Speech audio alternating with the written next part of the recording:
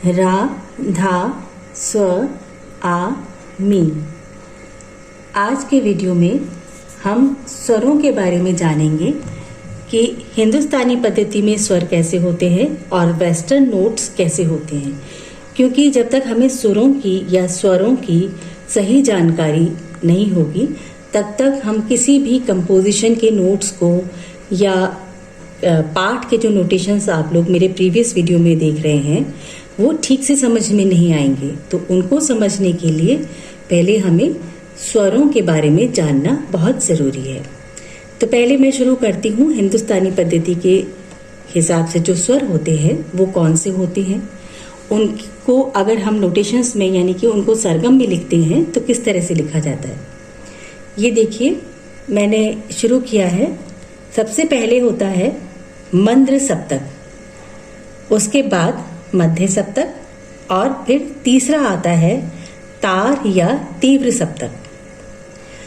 मंद्र सप्तक में जो सुर होते हैं, स्वर हमारे वही हैं सा, रे कोमल, रे शुद्ध, गा कोमल, गा शुद्ध, मा शुद्ध, मा तीव्र, पा, धा कोमल, धा शुद्ध, नी कोमल, नी शुद्ध और फिर मंद्र सप्तक के बाद आगे का सा। अब इसमें देखिए कि मैंने कुछ जगह पर, आप ये देखिए मैं अंडरलाइन की है। अंडरलाइन वाले जो स्वर है ये 4 स्वर है, रे, गा, धा और नी। इसको ठीक से समझ लें कि जिन स्वरों के नीचे हम लाइन लगाते हैं, अंडरलाइन करते हैं, वो कोमल स्वर होते हैं और एक तीव्र स्वर होता है, ये अकेला एक स्वर होता है, ये होता है माँ। इसमें कॉमा जैसा निशान होता है, ये देखिए ये ऐसा कॉमा जैसा साइन है, ये माँ तीव्र है। बाकी जो सारे सुर हैं, सारे स्वर हैं वो शुद्ध स्वर हैं।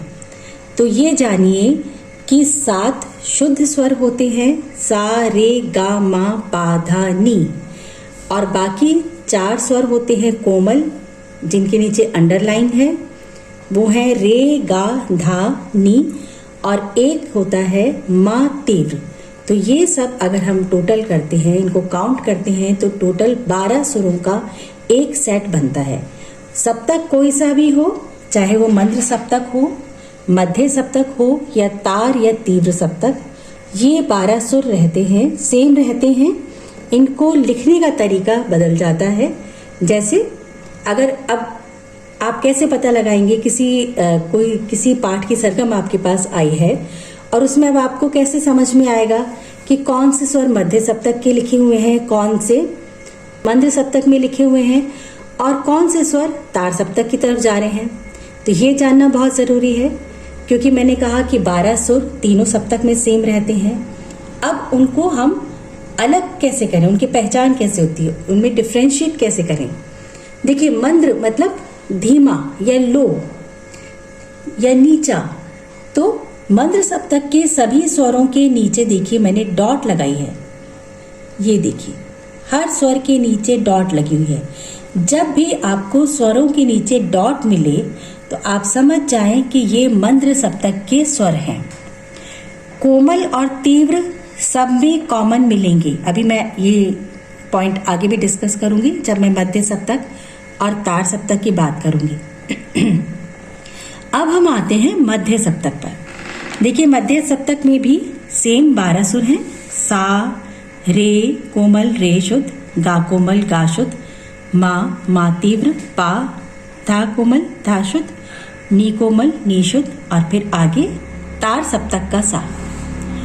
ये जो लास्ट में सा होता है ये नेक्स्ट सप्तक का, अगले सप्तक का होता है। जैसे मध्य सप्तक के बाद क्या आता है, तार सप्तक, तो उसमें ऊपर डॉट है। अब ये ऊपर डॉट क्यों है ये भी हम आगे बात करेंगे।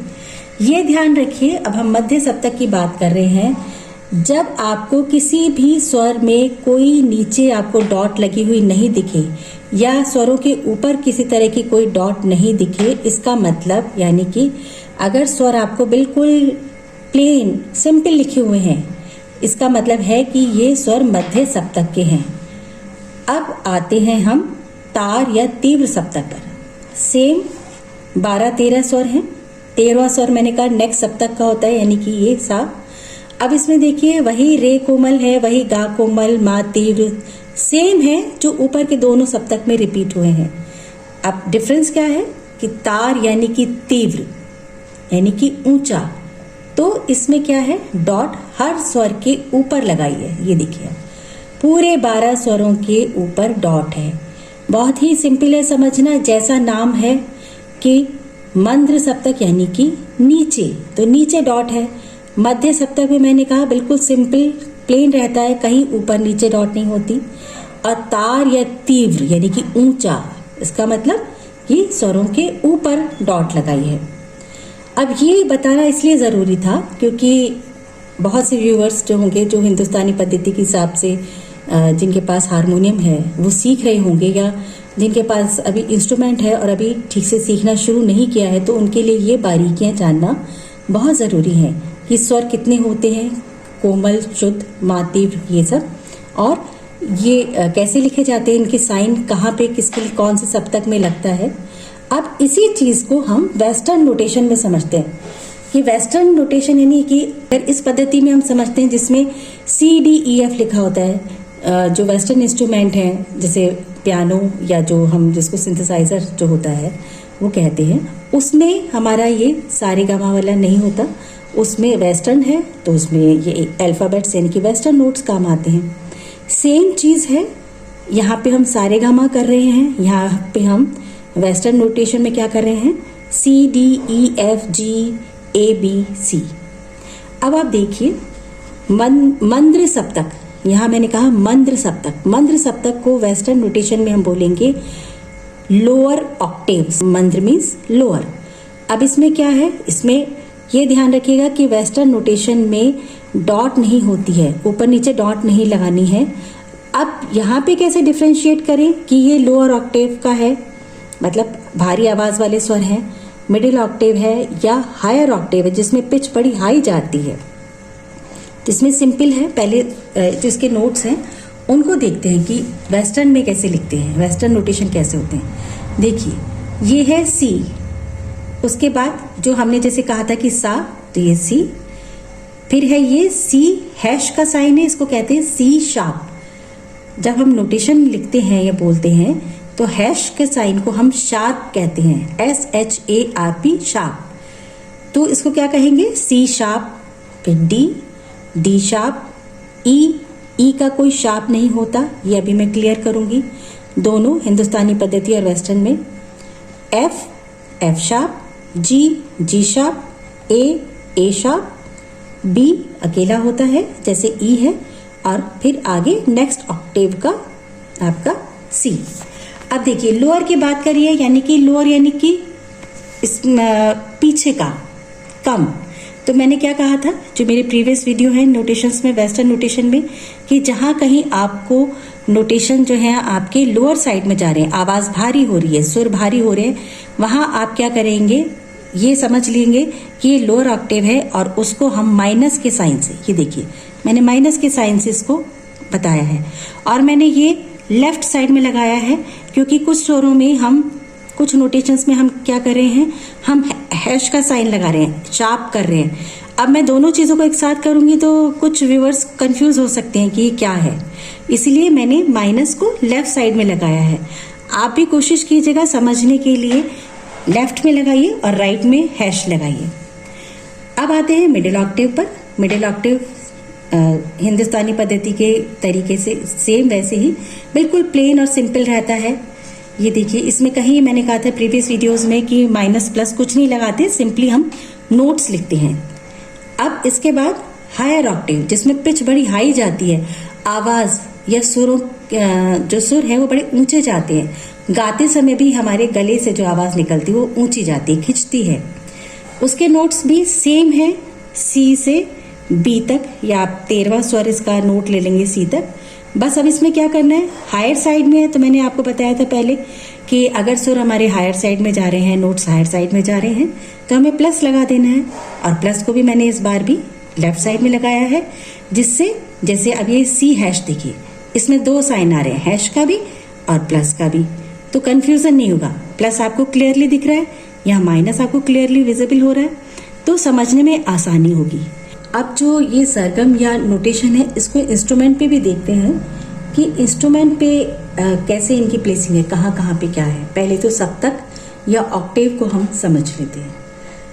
ये देखिए, ये मेरा पूरा इंस्ट्रूमेंट आपको दिखाई दे रहा है। ये देखिए, इसमें जो ये पीछे के स्वर है, पीछे के जो ये नोट्स हैं, ये बड़ी भारी आवाज वाले हैं।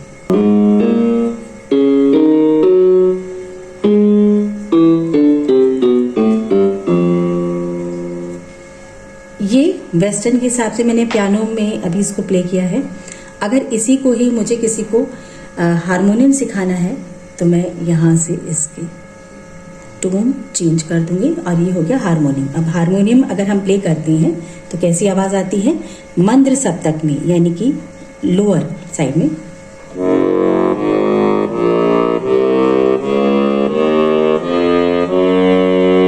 तो ये जो भारी आवाजें हैं, ये स्वर हैं मंद्र सप्तक के, ठीक है। और जैसे वेस्टर्न में नोटेशन में इसको बोलते हैं लोअर ऑक्टेव।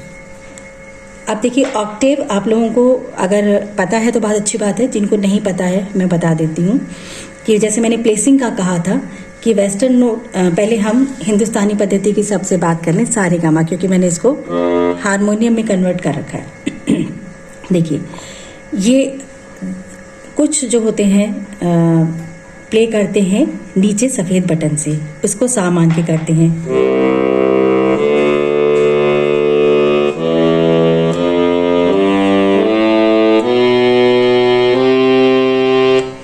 और कुछ ऊपर के पहले काले से शुरू करते हैं।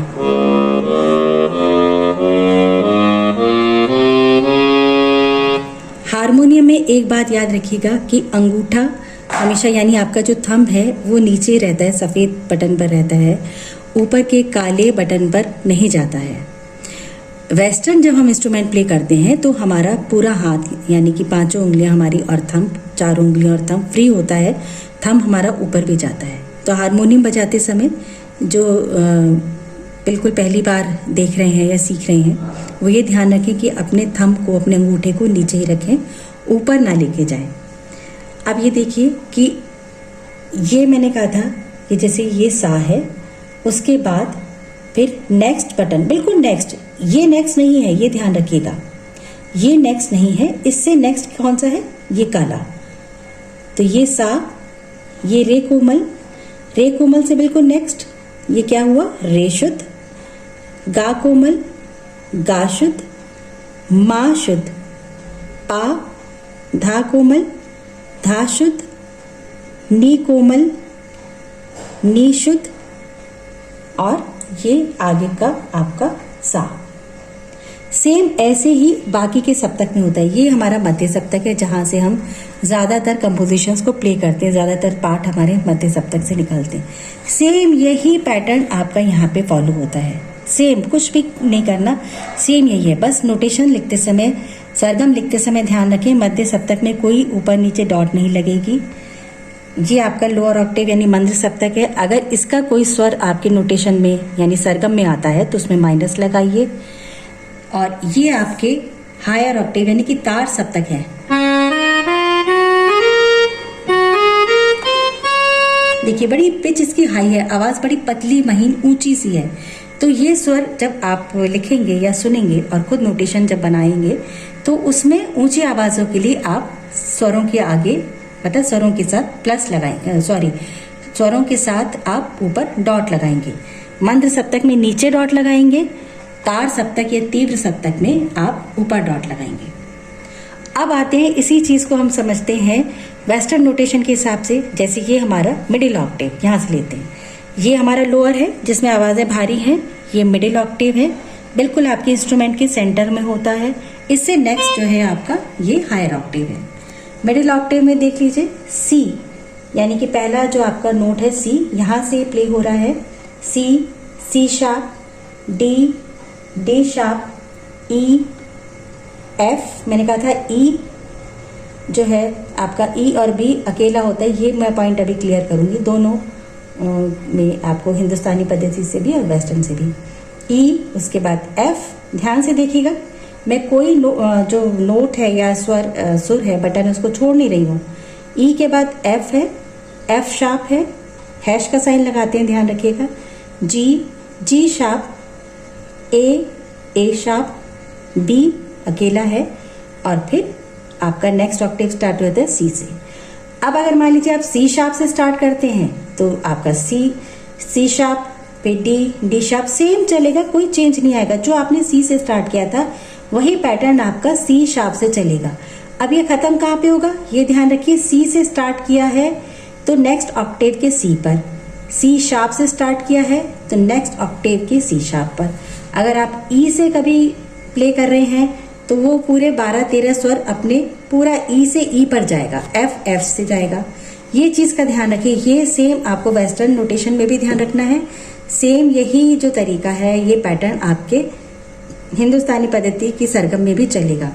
सा से सा तक वही चीज इसमें रिपीट हो रही है। अब मैंने कहा था कि ये देखिए, मैंने जो आपको बताना चाह रही थी मैं कि जो इसमें आप हिंदुस्तानी पद्धति में देखिए कि सा और पा ये दोनों अकेले हैं। आप नोटिस करिए कि इनका कोई कोमल नहीं है, कोई तीव्र नहीं है। सा और पा दोनों बिल्कुल अकेले होते हैं। ये दोनों शुद्ध स्वर कहलाते हैं और इनको अचल या स्थिर स्वर भी कहते हैं। अचल आपको सेम यही पॉइंट आपको वेस्टर्न नोटेशन में मिलता है, जैसे अभी हमने डिस्कस किया था। इसमें देखिए सी का सी शार्प है, डी का डी शार्प है, पर ई अकेला है। फिर एफ का एफ शार्प है, जी का जी शार्प है, ए का है, बी अकेला है। तो जो वहां पर सा और पा अकेले थे शुद्ध स्वर, सेम यहाँ पर ई और बी अकेले हैं। इनका किसी का भी शार्प नोट नहीं है। तो ये बहुत ही बेसिक से पॉइंट थे जो आप लोगों को जानने बहुत ज़रूरी थे। और मेरी एक रिक्वेस्ट भी है कि वीडियो को पूरा ज़रूर देखिए, स्किप ना कीजिएगा, क्योंकि स्किप करने से हो सकता है कि कोई बहुत ही इम्पॉर्टेंट पॉइंट आपसे छूट जाए, जिससे आपको पाठ के नोटेशन समझने में प्रॉब्लम आ सकती है। तो वीडियो को पूरा देखिएगा, देखिए, इसको ज़्यादा से ज़्यादा देख के अच्छे प्रैक्टिस कीजिए, अच्छा बजाना सीखिए, सही तरीके से प्ले करना सीखिए। और जो भी कमेंट्स हैं आपके समझ में आया नहीं आया, कैसा लगा वीडियो, उसको कमेंट बॉक्स में प्लीज़ कमेंट ज़रूर करिए। रा धा स्व आ मी।